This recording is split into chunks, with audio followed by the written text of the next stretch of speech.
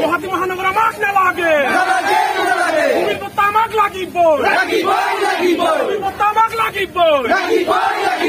We want justice. We want justice. No justice, no rest. No justice, no rest. টাউনশ্বিপৰ পৰিৱৰ্তন আমাৰ শিক্ষিত প্ৰদান কৰো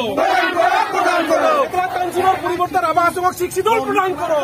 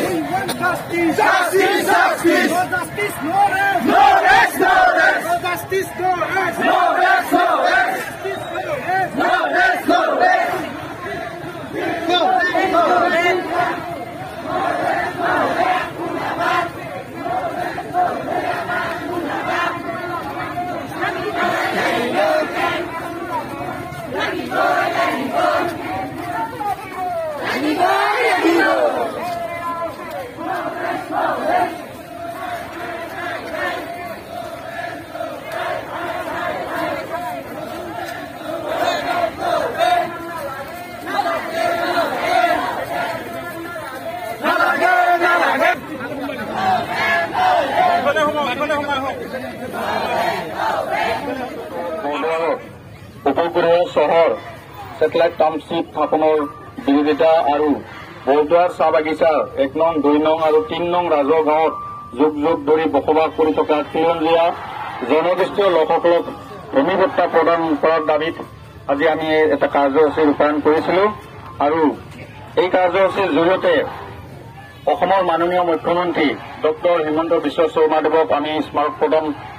পত্ৰ প্ৰদান কৰিবলৈ আহিছো স্মাৰক পত্ৰখন প্ৰদান কৰাৰ প্ৰাক মুহূৰ্তত মই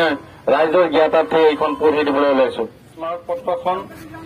নিখিল ৰাভা ছাত্ৰ সন্থাৰ যে কামৰূপ জিলা সমিতি আছে এই কামৰূপ জিলা সমিতিৰ ক্ষেত্ৰত লিখিছো আৰু যিহেতু আজি কাৰ্যসূচীটো আমি কামৰূপ জিলা ৰাভা ছাত্ৰ সন্থা আৰু কামৰূপ জিলা ৰাভা মহিলা পৰিষদ আৰু কামৰূপ জিলা ষষ্ঠ অনুষ্ঠিত দাবী সমিতিৰ উদ্যোগত কৰা হৈছিল এতিয়া পঢ়িছো প্ৰতি মাননীয় ডক্টৰ হিমন্ত বিশ্ব শৰ্মা মুখ্যমন্ত্ৰী অসম পলাশবাৰী ৰাজচক্ৰ বিষয়া মহোদয়ৰ জৰিয়তে বিষয় স্মাৰক পত্ৰ প্ৰসংগ 29 নং পলাশবাৰী বিধানসভা সমষ্টিৰ অন্তৰ্গত বৰদোৱাৰত উপগ্ৰহীয় চহৰ স্থাপনৰ বিৰোধিতা কৰা আৰু বৰদোৱাৰ চাহ বাগিচাৰ ক্ৰমে 1 নং 2 নং আৰু 3 নং ৰাজহ গাঁৱত যুগ যুগ ধৰি বসবাস কৰি থকা খিলঞ্জীয়া জনগোষ্ঠীয় লোকসকলক ভূমি পট্টা প্ৰদান কৰাৰ দাবী প্ৰদান কৰোতা কামৰূপ জিলা ৰাভা ছাত্ৰ সন্থা কামৰূপ জিলা ৰাভা মহিলা পৰিষদ আৰু কামৰূপ জিলা ষষ্ঠ অনুষ্ঠিত দাবী সমিতি প্ৰতি মাননীয় ডক্টৰ হিমন্ত বিশ্ব শৰ্মা মুখ্যমন্ত্ৰী অসম মহাশয় সংগ্ৰামী অভিনন্দন গ্ৰহণ কৰিব সন্মান সহকাৰে আপোনাক জ্ঞাত কৰোঁ যে যোৱা 27 মে 2025 ইং তাৰিখত সামাজিক মাধ্যম ফেচবুকৰ CMO আছাম পেজৰ জৰিয়তে সম্প্ৰচাৰিত হোৱা 29 নং পলাশবাৰী বিধানসভা সমষ্টিৰ বৰদোৱাৰত 1500 একৰ ভূমিত সেটেলাইট টাউনশ্বিপৰ প্ৰকল্প স্থাপনৰ বাৰ্তাই অঞ্চলৰ খিলঞ্জীয়া লোকসকলক শংকিত তথা আতংকিত কৰি তুলিছে মহাশয় এই প্ৰকল্পই ৰাভাসকলৰ দীৰ্ঘদিনীয়া দাবী ষষ্ঠ অনুসূচী প্ৰাপ্তিৰ ক্ষেত্ৰতো বাধাৰ পাচিৰ সৃষ্টি কৰিব আৰু বৰদোৱাৰ অঞ্চলৰ খিলঞ্জীয়া জনগোষ্ঠীয় লোকসকলৰ আৰ্থ সামাজিক দৈনন্দিন জীৱন নিৰ্বাহ কৃষ্টি সংস্কৃতি ভাষা জনগোষ্ঠীয় পৰম্পৰা আদিত বিৰূপ প্ৰভাৱ পেলাব তাৰোপৰি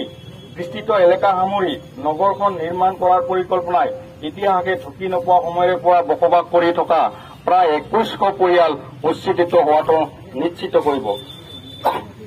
উল্লেখনীয় যে বৰদোৱাৰ বাগান অঞ্চলত 1954 আৰু 1974 ইং চনত গৰাখহনীয়া লোকক সংস্থাপন কৰি বিশেষ আইনৰ অধীনত একে শ্ৰেণীৰ ভূমিতে ভূমি পট্টা প্ৰদান কৰিছিল পৰিতাপৰ কথা যে এই অঞ্চলত বসবাস কৰি থকা খিলঞ্জীয়া লোকসকলে বাৰম্বাৰ দাবী উত্থাপন কৰি অহাৰ পিছতো আজি পৰ্যন্ত ভূমি পট্টা প্ৰদান কৰিব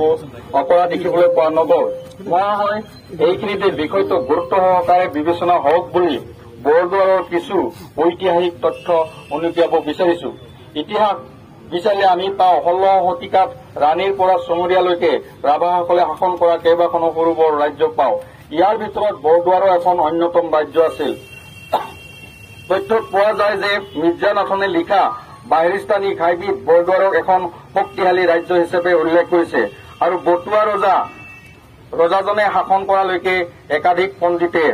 তথ্য দাঙি ধৰিছে। ইতিহাসে ঢুকি নোপোৱা সময়ৰ পৰা এই অঞ্চলবোৰত খিলঞ্জীয়া জনজাতীয় লোকসকলে বসবাস কৰি আছিল যদিও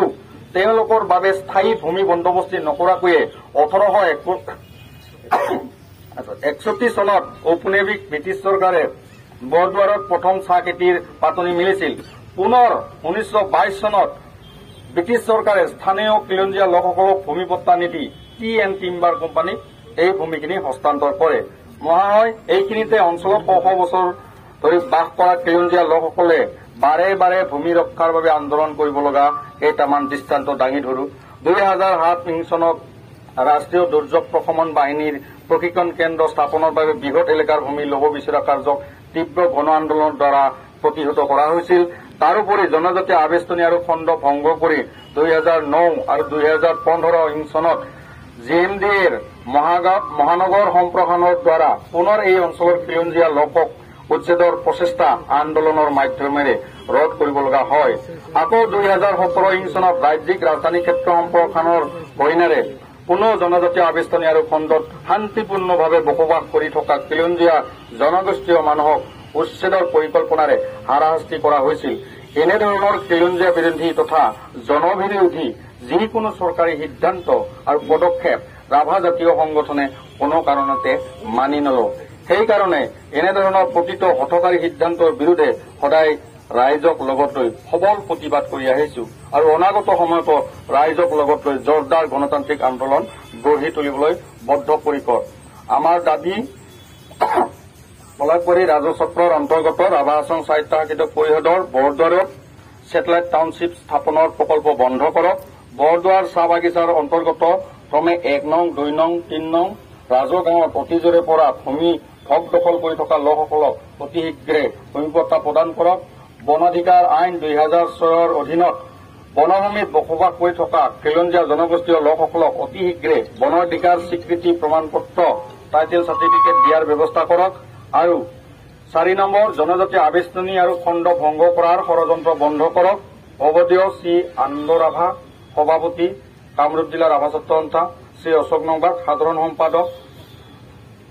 শ্ৰী ললিতা ৰাভা সভানেত্ৰী কামৰূপ জিলা ৰাভা মহিলা পৰিষদ, শ্ৰী মল্লিকা ৰাভা সাধাৰণ সম্পাদিকা, শ্ৰী বিদ্যা ৰাভা সভাপতি কামৰূপ জিলা ষষ্ঠ অনুসূচী দাবী সমিতি, শ্ৰী পূৰ্ণচন্দ্ৰ ৰাভা সাধাৰণ সম্পাদক। প্ৰতিলিপি ভৈয়াম জনজাতি আৰু পিছপৰা শ্ৰেণীৰ কল্যাণ মন্ত্ৰী অসম চৰকাৰ, ৰাজমন্ত্ৰী অসম চৰকাৰ, জিলা আয়ুক্ত কামৰূপ। ইয়াতে এটা সূচী ৰাখিছো বাইদেউ, আমি পূৰ্বৰ স্মাৰক পত্ৰৰ প্ৰতিলিপিও ইয়াত গাঁঠি দিয়া হৈছে। স্মাৰক পত্ৰ পূৰ্বৰ যি স্মাৰক পত্ৰ প্ৰদান কৰা হৈছিল তাৰো ফটো, আন্দোলন কাৰ্যসূচীৰ ফটো, বাতৰি কাকতৰ খবৰৰ কাটিং, প্ৰস্তাৱিত এলেকাৰ গুগল মানচিত্ৰ ইয়াত সন্নিৱিষ্ট কৰা হৈছে। আৰু বাইদেউ আমি এই স্মাৰক পত্ৰখন সভাপতি মহোদয়ৰ জৰিয়তে প্ৰদান কৰিবলৈ অনুৰোধ জনাইছো।